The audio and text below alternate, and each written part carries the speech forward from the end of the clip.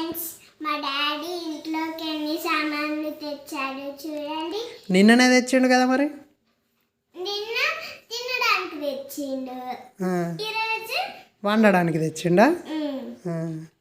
ఇవన్నీ బాగానే తెచ్చిండు కదా మరి.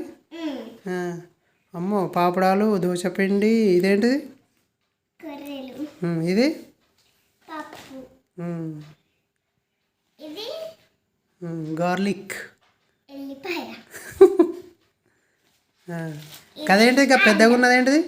కుక్కర్, ఇది అల్లం. అవునా, ఇది అదేం చేస్తారు అది?